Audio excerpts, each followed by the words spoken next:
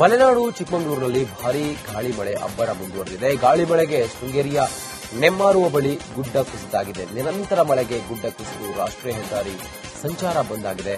ನೆಮ್ಮಾರು ಬಳಿ ಪದೇ ಪದೇ ಗುಡ್ಡ ಕುಸಿತ ಇದ್ದು ಸ್ಥಳದಲ್ಲೇ ಜೆಸಿಬಿಗಳು ಬೀಳುತ್ತಿದ್ದು ಮಣ್ಣು ಕುಸಿತವಾದ ಕೂಡಲೇ ಮಣ್ಣನ್ನು ತೆರವು ಮಾಡುತ್ತಿದ್ದಾರೆ.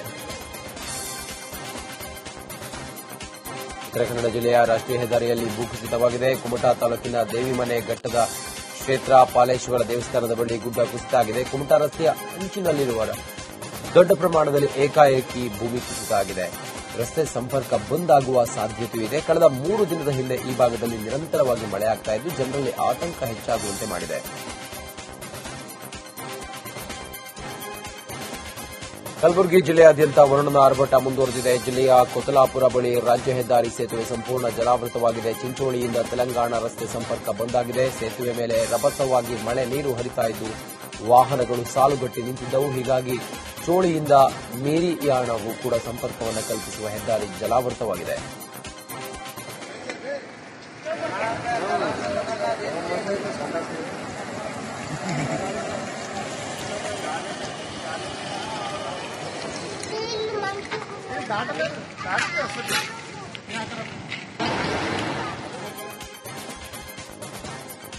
ಕೊಡಗು ಜಿಲ್ಲೆಯಲ್ಲೂ ಭಾರೀ ಮಳೆ ಆಗ್ತಾ ಇದೆ. ಸೋಮಾರಪೇಟೆ ತಾಲೂಕಿನ ಜಂಬೂರಿನಲ್ಲಿ ಮಳೆ ಅಬ್ಬರ ಜೋರಾಗಿದ್ದು ಗಾಳಿ ಮಳೆಗೆ ಆಟೋ ರಿಕ್ಷಾದ ಮೇಲೆ ಬೃಹತ್ ಮರ ಬಿದ್ದಿದೆ.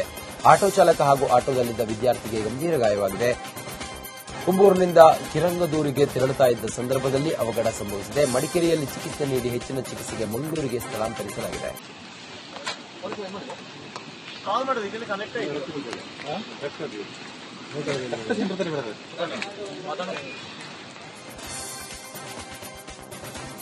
ಕಾಫಿನಾಡು ಚಿಕ್ಕಮಗಳೂರಿನಲ್ಲೂ ಭಾರೀ ಗಾಳಿ ಮಳೆಗೆ ಬೃಹತ್ ಮರ ಧರೆಗುರುಳಿದೆ. ಮರ ಬಿದ್ದ ರಭಸಕ್ಕೆ ವಿದ್ಯುತ್ ಕಂಬ ಮುರಿದು ಬಿದ್ದಿದೆ. ಚಿಕ್ಕಮಗಳೂರು ತಾಲೂಕಿನ ತಳ್ಳಿಹಳ್ಳಿ ಬಳಿ ಘಟನೆ ನಡೆದಿದೆ. ಬೈಕ್ ಸವಾರರು ಕೂದಲೆಳೆ ಅಂತರದಲ್ಲಿ ಪಾರಾಗಿದ್ದಾರೆ. ಚಿಕ್ಕಮಗಳೂರು ಮತ್ತೋಡಿ ಮಾರ್ಗ ಬಂದ್ ಮಾಡಿದ್ದು ಮರ ತೆರವುಗೊಳಿಸಲು ಪೊಲೀಸರು ಮೆಸ್ಕಾಂ ಸಿಬ್ಬಂದಿ ಹರಸಾಹಸಪಟ್ಟರು. ಧಾರಾಕಾರವಾಗಿ ಸುರಿದ ಮಳೆಯಲ್ಲಿ ಕಾರ್ಯಾಚರಣೆ ಮಾಡಲು ಹರಸಾಹಸಪಟ್ಟರು.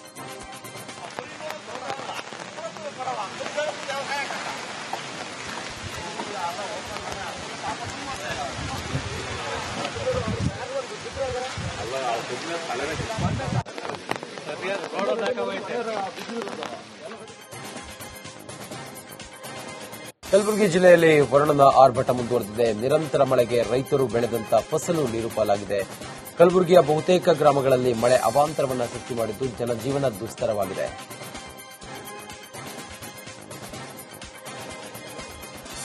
ಚಿಕ್ಕಮಗಳೂರಿನಲ್ಲಿ ವರುಣ ಅಬ್ಬರಿಸಿ ಬೊಬ್ಬಿರುತ್ತಾ ಇದ್ದಾನೆ. ಧಾರಾಕಾರ ಮಳೆಗೆ ಶೃಂಗೇರಿಯ ಗಾಂಧಿ ಮೈದಾನ ಜಲಾವೃತವಾಗಿದೆ. ಶೃಂಗೇರಿ ದೇವಸ್ಥಾನ ಪಾರ್ಕಿಂಗ್ ಜಾಗದಲ್ಲಿ ಮಳೆ ನೀರು ನುಗ್ಗಿ ಅವಾಂತರ ಸೃಷ್ಟಿ ಮಾಡಿದೆ. ಧಾರಾಕಾರ ಮಳೆಗೆ ಮಲೆನಾಡಿಗರ ಜನಜೀವನವೇ ಅಸ್ತವ್ಯಸ್ತವಾಗಿದೆ.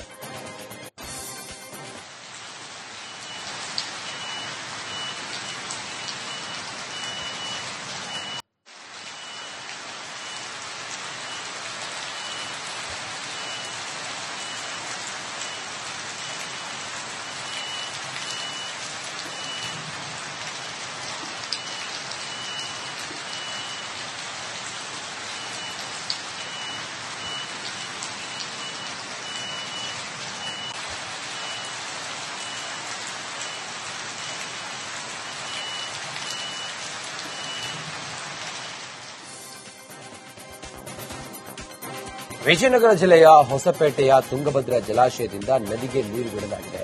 ತುಂಗಭದ್ರಾ ಡ್ಯಾಂನಿಂದ 2ನೇ ಬಾರಿಗೆ 26 ಕ್ರಸ್ಟ್ ಗೇಟ್ಗಳ ಮೂಲಕ ನದಿಗೆ ನೀರು ರಿಲೀಸ್ ಮಾಡಲಾಗಿದೆ. ತುಂಗಭದ್ರಾ ನದಿಗೆ 77,088 ಕ್ಯೂಸೆಕ್ ನೀರು ನದಿಗೆ ಹರಿಸಲಾಗಿದೆ.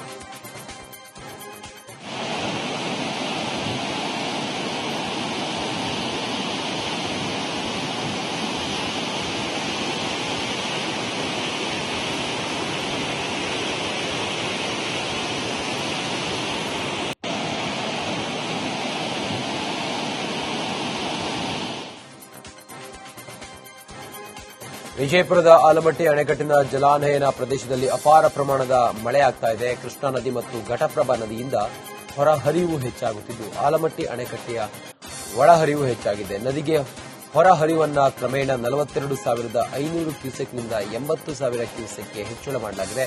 ಆಲಮಟ್ಟಿ ಅಣೆಕಟ್ಟಿನ ಕೆಳಭಾಗದಲ್ಲಿನ ಜನರು ಎಚ್ಚರಿಕೆ ವಹಿಸಲು ಕೆಬಿಜೆಎನ್ಎಲ್ ಮನವಿ ಮಾಡಿದೆ.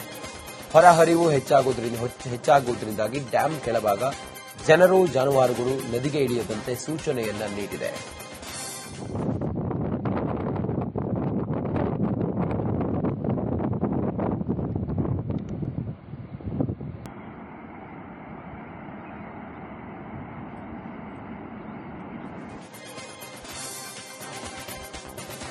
ಚಿಕ್ಕಮಗಳೂರು ಜಿಲ್ಲೆಯಲ್ಲಿ ವರುಣನ ಅಬ್ಬರ ಮುಂದುವರೆದಿದೆ. ಚಾರ್ಮಾಡಿ ಘಾಟ್, ಕೊಟ್ಟಿಗೆಹಾರ, ಬಾಳೂರು ಸುತ್ತಮುತ್ತ ಭಾರೀ ಮಳೆ ಆಗ್ತಾ ಇದೆ. ಗಾಳಿ ಮಳೆಗೆ ಜನಜೀವನ ಅಸ್ತವ್ಯಸ್ತವಾಗಿದೆ. ಘಾಟ್ ರಸ್ತೆ ಸೇರಿದಂತೆ ಮಲೆನಾಡಲ್ಲಿ ಮಳೆಯಿಂದ ವಾಹನ ಸವಾರರು ಪರದಾಡುವಂತಾಗಿದೆ.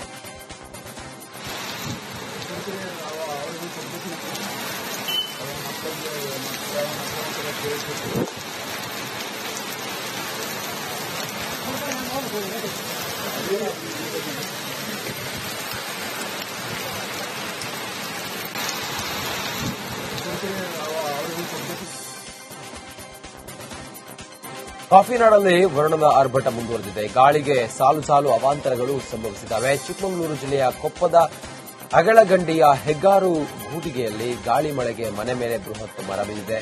ಮರ ಬಿದ್ದ ರಭಸಕ್ಕೆ ಮನೆಯ ಮೇಲ್ಚಾವಣಿ ಜಖಂಗೊಂಡಿದೆ.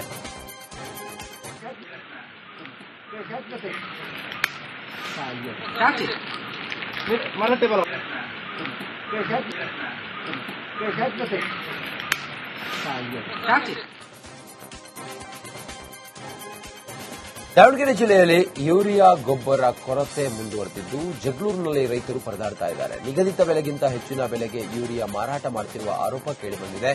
ಗೊಬ್ಬರದ ವ್ಯಾಪಾರಿಗಳ ವಿರುದ್ಧ ರೈತರು ಆಕ್ರೋಶವನ್ನು ಹೊರಹಾಕಿದ್ದಾರೆ. ₹300 ಬದಲಾಗಿ ₹400ಗೆ ಯೂರಿಯಾ ಗೊಬ್ಬರ ಮಾರಾಟ ಮಾಡುತ್ತಿದ್ದಾರೆ ಅಂತ ಹೇಳಿ ರೈತರು ಆಕ್ರೋಶವನ್ನು ಹೊರಹಾಕಿದ್ದಾರೆ. ₹56 ಒಂದು ಚೀಲಕ್ಕೆ ಇದೆ.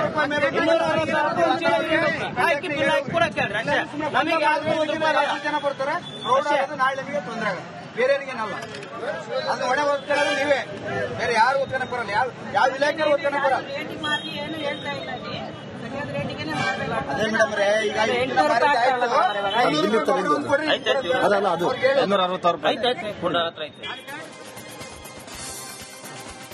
ಗದಗ ಜಿಲ್ಲೆಯಲ್ಲಿ ಯೂರಿಯಾ ಗೊಬ್ಬರಕ್ಕಾಗಿ ಪರದಾಟ ಮುಂದುವರೆದಿದೆ. ಧೋ ಅಂತ ಹೇಳಿ ಸುರಿತಾ ಇರುವ ಮಳೆ ಲೆಕ್ಕಿಸದೆ ನರಗುಂದದಲ್ಲಿ ಯೂರಿಯಾ ಗೊಬ್ಬರಕ್ಕಾಗಿ ರೈತರು ಕ್ಯೂ ನಿಂತಿದ್ದಾರೆ. ಯೂರಿಯಾ ಗೊಬ್ಬರ ಹಾಕದೆ ಹೋದರೆ ಗೋವಿನ ಜೋಳ ಬೆಳೆ ಹಾಳಾಗುವ ಆತಂಕ ಇದೆ. ಸಮರ್ಪಕವಾಗಿ ಯೂರಿಯಾ ಪೂರೈಕೆ ಮಾಡದ ಸರ್ಕಾರದ ವಿರುದ್ಧ ರೈತರು ಕೆಂಡಾಮಂಡಲವಾಗಿದ್ದಾರೆ. ಕೂಡಲೇ ಯೂರಿಯಾ ಗೊಬ್ಬರ ಪೂರೈಕೆ ಮಾಡುವಂತೆ ಒತ್ತಾಯಿಸಿದ್ದಾರೆ.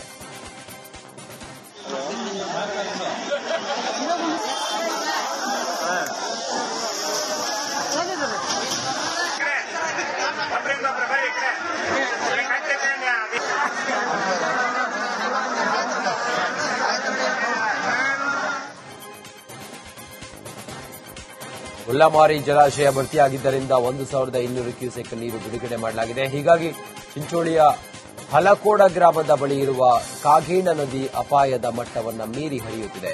ನಿರಂತರವಾಗಿ ಮಳೆ ಸುರಿತಾ ಇರೋದ್ರಿಂದಾಗಿ ಕಾಗೇಣ ನದಿ ಮೈದುಂಬಿ ಹರಿಯುತ್ತಿದೆ. 30 ಸೆಕೆಂಡ್ ಯಾಡ್ ಮಾಡಿದೆ.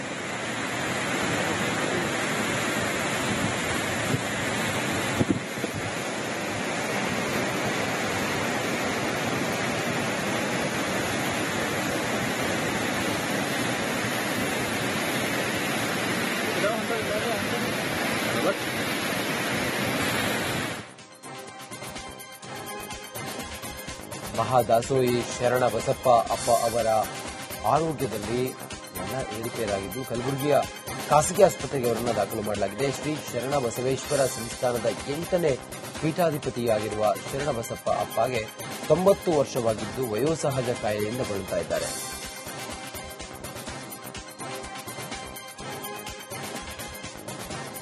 ವಿಜಯನಗರ ಜಿಲ್ಲೆಯ ಹಡಗಲಿಯ ಮದಲಗಟ್ಟಿ ಗ್ರಾಮದಲ್ಲಿರುವ ತುಂಗಭದ್ರಾ ಸೇತುವೆಗೆ ಹಾರಿ ಮಹಿಳೆ ಆತ್ಮಹತ್ಯೆಗೆ ಮಾಡಿಕೊಂಡಿದ್ದಾಳೆ. ಪ್ರಿಯಕರನ ಮೋಸಕ್ಕೆ ನಾನು ಆತ್ಮಹತ್ಯೆ ಮಾಡಿಕೊಳ್ತಾ ಇದ್ದೀನಿ ಅಂತ ಹೇಳಿ ಡೆತ್ ನೋಟ್ ಅನ್ನು ಬರೆದಿಟ್ಟು ಮಹಿಳೆ ಆತ್ಮಹತ್ಯೆಯನ್ನು ಮಾಡಿಕೊಂಡಿದ್ದಾಳೆ. ಸೇತುವೆಯಿಂದ ಮಹಿಳೆ ಜಿಗಿತಾ ಇರುವುದನ್ನು ಬೈಕ್ ಸವಾರರು ನೋಡಿದ್ದು ಗ್ರಾಮಸ್ಥರಿಗೆ ತಿಳಿಸಿದ್ದಾರೆ. ಆಕೆಯನ್ನು ರಕ್ಷಿಸುವುದಕ್ಕೆ ಪ್ರಯತ್ನ ಪಟ್ಟಿದ್ದಾರೆ. ಆದರೆ ಆಕೆಯ ದೇಹ ಎಲ್ಲಿದೆ ಅಂತ ಹೇಳಿ ಇನ್ನೂ ಕೂಡ ಸಿಕ್ಕಿಲ್ಲ. ಈಗ ಪೊಲೀಸರು ಮತ್ತೆ ಅಗ್ನಿಶಾಮಕ ದಳದ ಸಿಬ್ಬಂದಿ ಕಾರ್ಯಾಚರಣೆ ಮಾಡ್ತಾ ಇದ್ದಾರೆ. ಆ ನೀರಿನ ರಭಸಕ್ಕೆ ಆಕೆ ಕೊಚ್ಕೊಂಡು ಹೋಗಿದ್ದಾಳೆ ಅನ್ನುವ ಮಾಹಿತಿ ಇದೆ.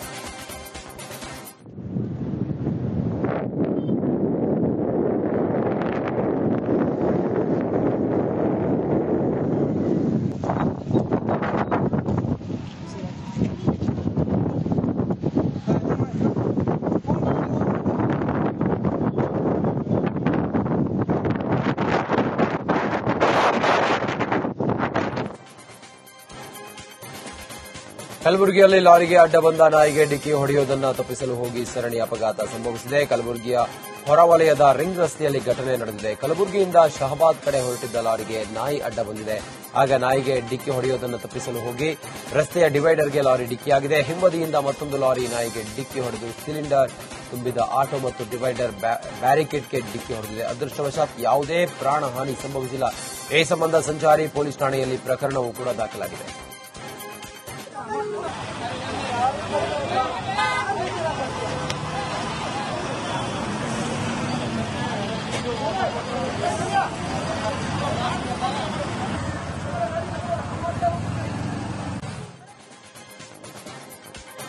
ಚಿಕ್ಕಬಳ್ಳಾಪುರ ಜಿಲ್ಲೆ ಮಂಚೇನಹಳ್ಳಿಯಲ್ಲಿ ಬೈಕ್ಗಳ ನಡುವೆ ಮುಖಾಮುಖಿ ಡಿಕ್ಕಿಯಾಗಿ ಇಬ್ಬರು ಸಾವಿಗೀಡಾಗಿದ್ದಾರೆ. 38 ವರ್ಷದ ಓಬಳೇಶ್ ಮತ್ತು 28 ವರ್ಷದ ಅಸ್ಗರ್ ಪಾಷಾ ಮೃತಪಟ್ಟಿದ್ದಾರೆ. ಬೈಕ್ಗಳ ಮುಖಾಮುಖಿ ಡಿಕ್ಕಿಯಾಗಿದ್ದು ಇಬ್ಬರು ಸ್ಥಳದಲ್ಲೇ ಸಾವನ್ನಪ್ಪಿದ್ದಾರೆ. ಇಬ್ಬರ ಮೃತದೇಹವನ್ನು ಚಿಕ್ಕಬಳ್ಳಾಪುರ ಜಿಲ್ಲಾ ಸಾರ್ವಜನಿಕ ಆಸ್ಪತ್ರೆಗೆ ರವಾನಿಸಲಾಗಿದೆ. ಈ ಸಂಬಂಧ ಮಂಚೇನಹಳ್ಳಿ ಪೊಲೀಸ್ ಠಾಣೆಯಲ್ಲಿ ಪ್ರಕರಣವೂ ದಾಖಲಾಗಿದೆ.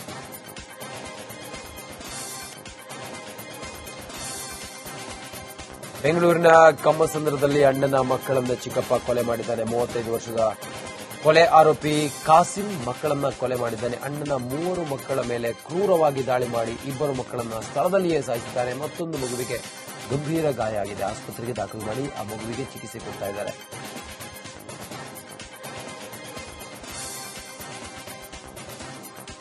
ಬಾಗಲಕೋಟೆ ತಾಲೂಕಿನ ಸಿನಿಕೇರಿಯಲ್ಲಿ ಭೀಕರ ಅಪಘಾತವಾಗಿದೆ. ಬೈಕನ್ನು ತಪ್ಪಿಸಲು ಹೋಗಿ ಕಾರಿನ ಮೇಲೆ ಲಾರಿ ಬಿದ್ದಿದೆ. ಲಾರಿ ಕೆಳಕ್ಕೆ ಸಿಕ್ಕು ಕಾರು ಅಪ್ಪಚ್ಚಿಯಾಗಿದೆ. ಇಬ್ಬರು ಸಾವನ್ನಪ್ಪಿದ್ದಾರೆ.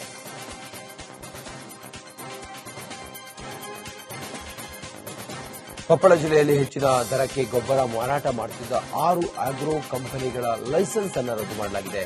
ರೈತರ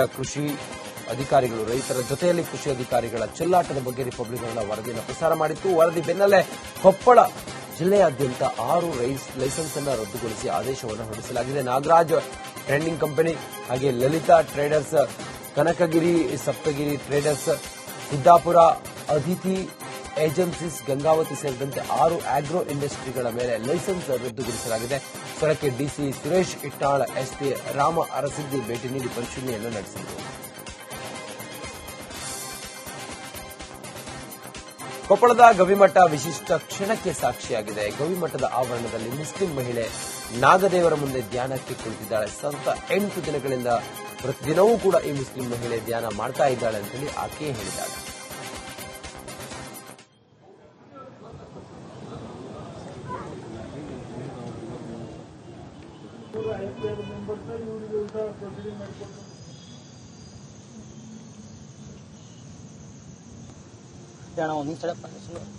ಸುಮ್ಮನೆ ನನಗೆ ಮನ್ಸಿಗೆ ನೆಮ್ಮದಿ ಇರಲಿಲ್ಲ. ಅಜ್ಜಾರನ್ನ ಕೇಳಿದೆ, ಇಲ್ಲಿ ಕೊಡ್ತೀನಿ ಅಂತ. ಕೂಡಮ್ಮ ನಿನ್ನ ಸಮಾಧಾನ ಸಿಕ್ಕರೆ ಸಾಕು ಅಂದ್ರೆ ಅದಕ್ಕೆ ಕೊಡ್ತಾ ಇದ್ದೀನಿ. ನಾನು ಮೊದ್ಲಾಗ್ಲಿಂದ ಅಂದ್ರೆ 2013 ಮಠಕ್ಕೆ ಬರ್ತೀನಿ. ನನಗೆ ಯಾವಾಗ ಟೈಮ್ ಸಿಗುತ್ತೆ ಅವಾಗ ಬಂದು ಒಂದು 10 ನಿಮಿಷ ಕೂಡಿ ಹೋಗಿರ್ತೀವಿ. ಈಗ 8 ದಿನ ಆಯ್ತು ನಾನು ಧ್ಯಾನಕ್ಕೆ ಕೊಡಕ್ಕೆ. ಮನ್ಸಿಗೆ ನೆಮ್ಮದಿ ಇರದೇ ಇರಂದ ಬಂದು ಕಷ್ಟ ಇರೋದ್ರಿಂದನೇ ಇಲ್ಲಿ ಬಂದಿದ್ದು. ಕಷ್ಟ ಆಗಿತ್ತು, ಈಗ ಸಮಾಧಾನ ಆಯ್ತು. ನನಗೆ ಸಮಾಧಾನ ಆಗೈತ್ರಿ. 8 ದಿನದ ಹಿಂದೆ ಬಂದಷ್ಟು ಇವತ್ತು ನನಗೆ ಬಹಳ ಸಂತೋಷ ಸಿಕ್ಕೈತಿ. ಅವತ್ತು ನನಗೆ ನಿಲ್ಲೋಕ್ ಆಗವಲ್ದಾಗಿತ್ತು. ಇವತ್ತಿಗೆ 8 ದಿನದಲ್ಲಿ ಇಲ್ಲಿ ಬಂದ್ರೆ ನಿಲ್ಲೋಕ್ ಆಗವಲ್ದಿತ್ತು. ಅಷ್ಟು ನೋವಾಗಿತ್ತು, ಅಷ್ಟು ತ್ರಾಸನ ಆಗಿತ್ತು. ಮಳೆ ಬರ್ತಿತ್ತು. ಆ ಮಳೆಯಲ್ಲೇ ಕುಂತ್ಕೊಂಡೆ ಧ್ಯಾನಕ್ಕೆ. ಬೆಂಗಳೂರಿಗರ ಬಗ್ಗೆ ಅನ್ಯ ರಾಜ್ಯದ ಯುವತಿ ನಾಲಿಗೆನ ಹರಿಬಿಟ್ಟಿದ್ದಾಳೆ. ಒಡಿಶಾ ಮೂಲದ ಯುವತಿ ನೇಹಾ ಬಿಸ್ವಾಲ್ ಬೆಂಗಳೂರಿಗರಿಗೆ ತಲೆ ಇಲ್ಲ, ಬುದ್ಧಿ ಇಲ್ಲ ಅಂತೇಳಿ ಹೇಳಿದ್ದಾಳೆ. ಬೆಂಗಳೂರಿನಲ್ಲಿ ಕೆಲಸ ಮಾಡ್ತಾ ಪಿಜಿಯಲ್ಲಿರುವ ಯುವತಿ ಬೆಂಗಳೂರಿಗೆ ಚೀತು ಎಂದು ನಾಲಿಗೆ ಹರಿಬಿಟ್ಟಿದ್ದಾಳೆ. ಜೋರಾಗಿ ಮಳೆ ಬರ್ತಾ ಇದ್ರು ವಾಹನವನ್ನು ಜೋರಾಗಿ ಓಡಿಸ್ತಾರೆ ಜನ. ಬೆಂಗಳೂರಿನಲ್ಲಿರೋರು ಅನಕ್ಷರಸ್ಥರು ಅಂತೇಳಿ ಯುವತಿ ಸಿಡಿಮಿಡಿಗೊಂಡಿದ್ದಾಳೆ. ಈ ಮಾತಿಗೆ ಬೆಂಗಳೂರಿನಲ್ಲಿ ಆಕ್ರೋಶವೂ ಕೂಡ ಜಾಸ್ತಿ ಆಗಿದೆ. ಈಕೆ ಬೆಂಗಳೂರಿಗರ ಬಗ್ಗೆ ಮಾತಾಡಿರೋದು.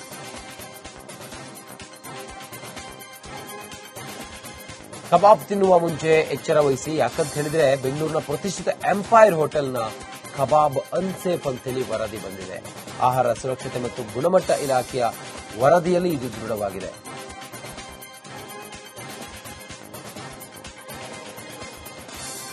ಸ್ಯಾಂಡಲ್ವುಡ್ನಲ್ಲಿ ಮತ್ತೆ ರೇಣುಕಾ ಸ್ವಾಮಿ ಪ್ರಕರಣ ಸದ್ದು ಮಾಡ್ತಾ ಇದೆ. ಇದೀಗ ದರ್ಶನ್ ಅಭಿಮಾನಿಗಳ ವಿರುದ್ಧ ರಮ್ಯಾ ಗುಡುಗಿದ್ದಾರೆ. ತಮ್ಮ ಪೋಸ್ಟ್ಗೆ ಅವಾಚ್ಯ ಶಬ್ದಗಳಿಂದ ನಿಂದಿಸಿ ಕಾಮೆಂಟ್ ಮಾಡಿದವರನ್ನ ತಮ್ಮ ದಾಟಿಯಲ್ಲೇ ಕೌಂಟರ್ ಕೊಟ್ಟಿದ್ದಾರೆ. ಇದೀಗ ನಟಿ ಬಗ್ಗೆ ನೇರವಾಗಿ ಪ್ರತಿಕ್ರಿಯಿಸಿದ್ದಾರೆ. ಈ ವಿಚಾರವಾಗಿ ಡಿ ಬಾಸ್ ಅಭಿಮಾನಿಗಳು ನಟಿ ಮೇಲೆ ಅಥವಾ ರಮ್ಯಾ ಮೇಲೆ ಕೆಂಡ ಕಾರ್ತಾ ಇದ್ದಾರೆ.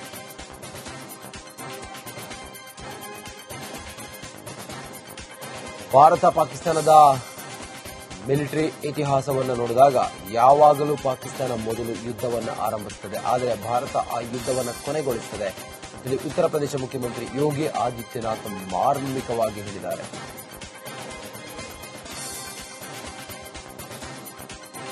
ಸಂಸತ್ತಿನ ಮಳೆಗಾಲದ ಅಧಿವೇಶನದಲ್ಲಿ ಚರ್ಚೆಯಾಗುವ ಮುನ್ನವೇ ಮಹತ್ವದ ಬೆಳವಣಿಗೆ ನಡೆದುಹೋಗಿದೆ. ಎನ್ಸಿಇಆರ್ಟಿಯ ಪಠ್ಯದಲ್ಲಿ ಆಪರೇಷನ್ ಸಿಂಧೂರ್ ಹಾಗೂ ಶುಭಾಂಶು ಶುಕ್ಲಾ ಪಠ್ಯವನ್ನು ಸೇರ್ಪಡೆ ಮಾಡಲಾಗಿದೆ.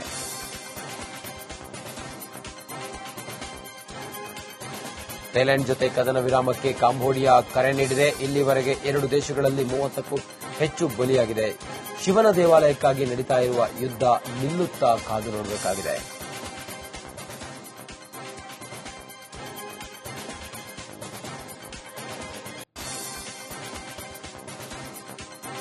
ಇಸ್ರೇಲ್ನ ಯೋಧರು ಮತ್ತು ಗುಪ್ತಚರ ಅಧಿಕಾರಿಗಳು ಇನ್ಮುಂದೆ ಕುರಾನ್ ಓದಬೇಕು, ಅರೇಬಿಕ್ ಭಾಷೆಯನ್ನು ಕಲಿಯಬೇಕು ಮತ್ತು ಇಸ್ಲಾಮಿಕ್ ಆಚರಣೆಯ ಬಗ್ಗೆ ಆಳವಾದ ಅಧ್ಯಯನ ಮಾಡಬೇಕು. ಹೀಗೆ ಇಸ್ರೇಲ್ ರಕ್ಷಣಾ ಪಡೆಗಳ ಗುಪ್ತಚರ ವಿಭಾಗ ಅಮಾನ್ ಹೊಸ ರೂಲ್ಸ್ ಅನ್ನು ಜಾರಿ ಮಾಡಿದೆ.